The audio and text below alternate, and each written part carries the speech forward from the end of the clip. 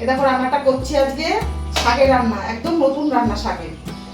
আমার মানে মনে হলো এরকম করে শাকটা রান্না করি, প্রতিদিন তো যেমন শাক রান্না করি তেমনই করি, আজকে একটু অন্যরকম করে শাকটা রান্না করলাম।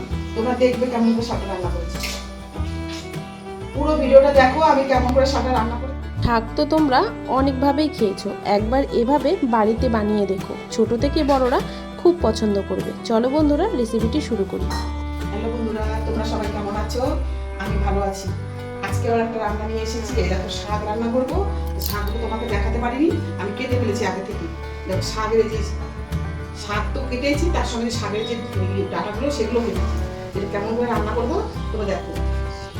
ততক্ষণে দেখো কড়াইটা গরম বসিয়ে দিয়েছি, কড়াইটা গরম হয়ে গেছে। এবার একটু তেল দেবো, অল্প তেল দেবো, দিয়ে দেখো বড়ি ভেজে নেবো। একটু অন্যরকম করে শাকটা রান্না করবো। তেলটা গরম হয়ে গেছে, দেখো এবার বড়িগুলোকে ভেজে নেবো।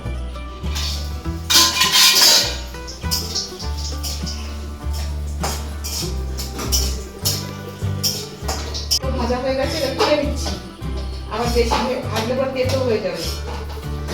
এই তেলের মধ্যে আবার ফোড়ন দেবো, আর একটু তেল দিয়ে দিচ্ছি। একটু তেল দিয়ে দিলাম, শুকনো লঙ্কা নিয়েছি 4টে, ফোড়ন দেবো। আর সঙ্গে হচ্ছে কালো জিরে, একটু কালো জিরে ফোড়ন দেবো।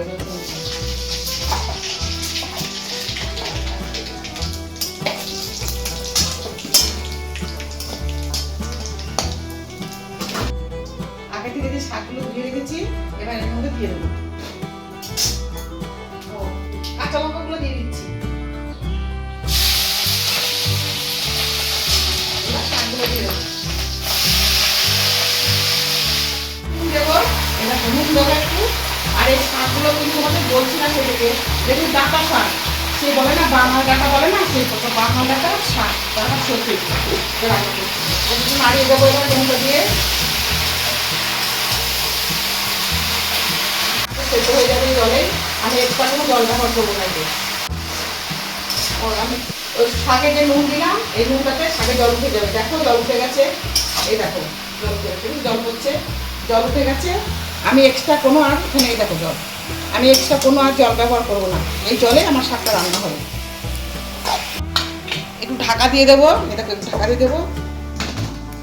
সর্ষে নিয়েছি, একটুখানি সর্ষে আর একটু জিরে নেবো, দুটো বেটে দেবো। একটুখানি কাঁচা জিরে নিয়েছি, বেটে দেবো।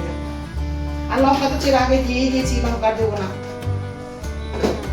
এবার এটাকে আমি বেটে নিই। এটাকে তুলছি, দেখছি কেমন হয়েছে। একটু নাড়িয়ে দিই,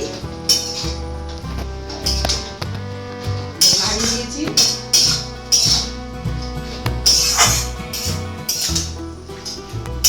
পরিমাণ মতো একটু হলুদ দিয়ে দেবো।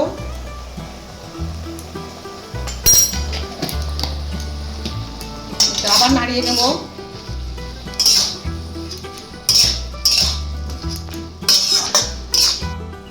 আবার ঢাকা দিয়ে দিচ্ছি, ডাটাটা একটু সেদ্ধ হবে, এই জন্য ঢাকা দিয়ে দিচ্ছি। ততক্ষণ এই দেখো আমার মশলাটা বাটা হয়ে গেছে। আর এই বড়িগুলোকে আমি একটু হাতে এরকম করে গুলিয়ে নেবো, হাতে এরকম করে গুলিয়ে নেবো।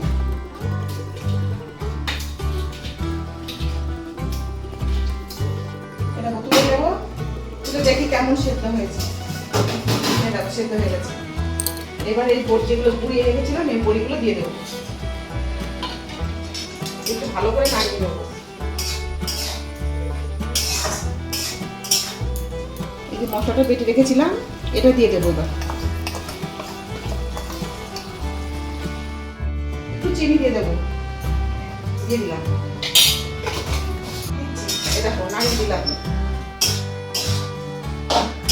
এই যে রান্নাটা, শাকটা যে রান্না করছি, এই রান্নাটা কিন্তু একদম নতুন রান্না। আজকে যে রান্নাটা করব একদম নতুন রান্না।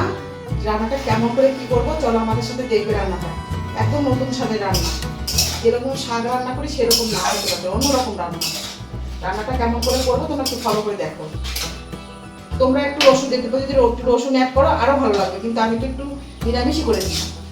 দেখো রান্নাটা রেডি হয়ে গেছে, রান্নাটা রেডি হয়ে গেছে।